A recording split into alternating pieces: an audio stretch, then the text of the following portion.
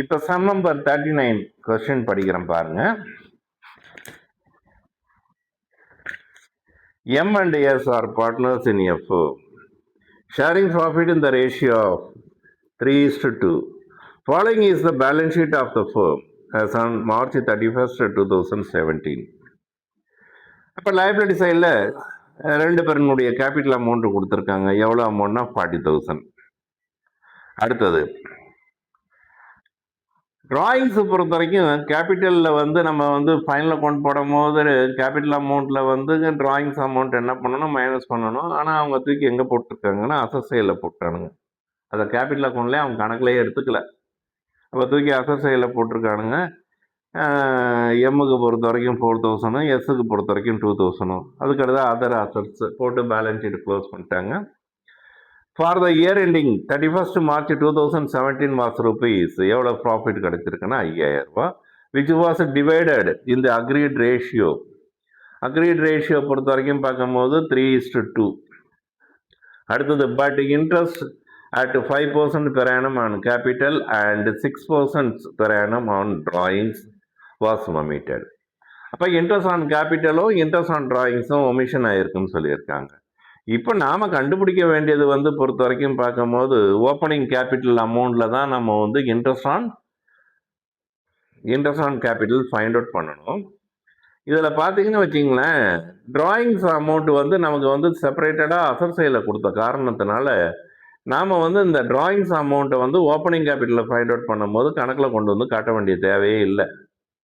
அதுக்கு அடுத்தது பாருங்கள், அட்ஜஸ்ட்மெண்ட், அதாவது adjust interest on drawing as an average basis of எத்தனை மாதம்னா அதுவும் 6 months தான் கொடுத்துருக்காங்க.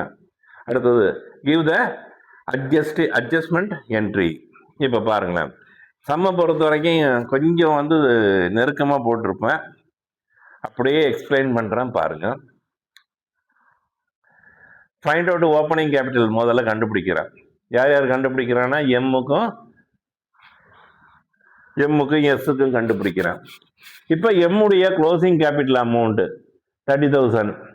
அதே மாதிரி எஸ்னுடைய க்ளோசிங் அமௌண்ட்டு எவ்வளோன்னா 10,000. அதுக்கு அடுத்தது லெஸ்ஸு ப்ராஃபிட், நேராக ப்ராஃபிட்டை வந்து மைனஸ் பண்ணிடுறேன். டிராயிங்ஸ் அமௌண்ட்டை நான் ஆட் பண்ணலை.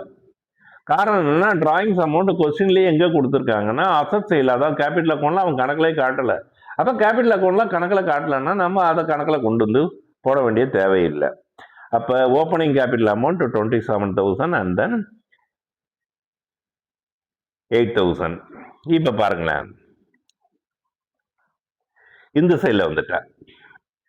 இப்போ தான் வந்து பாஸ்ட் அட்ஜஸ்ட்மெண்ட்ஸ் டிஸ்ட்ரிபியூஷனுக்கு வரேன்.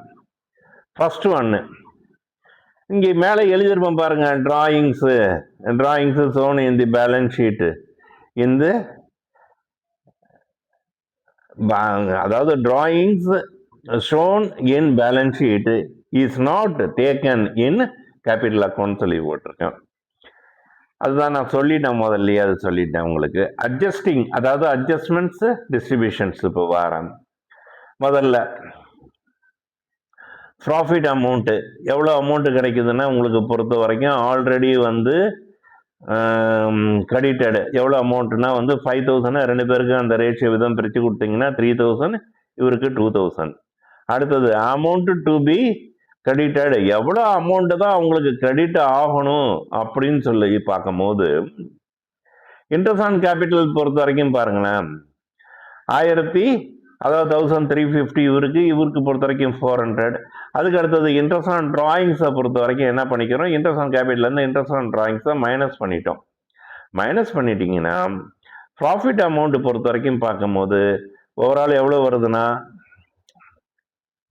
இப்போ இந்த 5,000ல் 180 ப்ளஸ் பண்ணிக்கிட்டு மைனஸ் வந்து 1,750 மைனஸ் பண்ணிக்கிட்டேன். இது எப்படி வந்து டோட்டல் அமௌண்ட் வந்ததுன்னா, ரெண்டு பேருனுடைய ப்ராஃபிட் அமௌண்ட் எவ்வளவு 3,000 2,000 கூட்டினீங்கன்னா 5,000 ஆகிப்போச்சு. அதே மாதிரி இன்ட்ரெஸ்ட் ஆன் கேபிட்டல் பொறுத்த வரைக்கும் 1,350 400 கூட்டினீங்கன்னா எவ்வளோ அமௌண்ட் வரப்போகுதுன்னா 1,750 வரப்போகுது. அதான் என்ன பண்ணிக்கிட்டேன், மைனஸ் பண்ணிக்கிட்டேன். ஏன்னா பிஸ்னஸ் பொறுத்த வரைக்கும் இது எக்ஸ்பென்சஸ் வர மைனஸு. அதே மாதிரி இன்ட்ரெஸ்ட் ஆன் டிராயிங்ஸ் பொறுத்த வரைக்கும் 120யும் 60யும் ஆட் பண்ணிங்கன்னா 180 அதை ப்ளஸ் பண்ணிக்கிட்டேன். அப்போ ஆக்சுவலாக வரக்கூடிய அமௌண்ட் எவ்வளோனா 3430 வருது. அதை தான் அந்த ரேஷியோ விதம் பிரித்து கொடுக்குறோம். 3000 அதாவது 3/5 அவருக்கு பொறுத்த வரைக்கும் 2/5.